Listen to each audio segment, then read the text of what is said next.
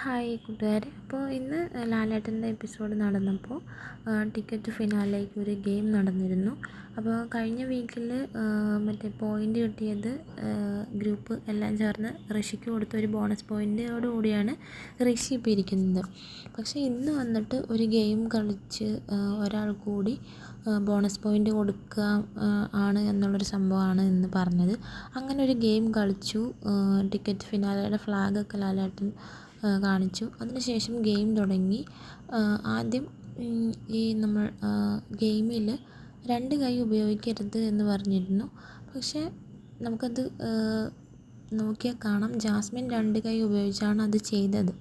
ഇന്നലെ പ്രമോ കണ്ടവർക്കറിയാം. ഇന്നലെ പ്രമോയിൽ ലാലേട്ടൻ തന്നെ പറയുന്നുണ്ട്, ജാസ്മിൻ അങ്ങനെ ചെയ്യരുത്, 2 കൈ ഉപയോഗിക്കരുത് എന്ന് പറയുന്നത് പ്രമോയിൽ വന്നതാണ്. പക്ഷേ ഇന്നത്തെ എപ്പിസോഡ് കാണിച്ചപ്പോൾ ആ ഒരു പ്രമോയിൽ ലാലേട്ടൻ പറഞ്ഞ സംഭവം പോലും ഇന്നത്തെ എപ്പിസോഡിൽ വന്നിട്ടില്ല.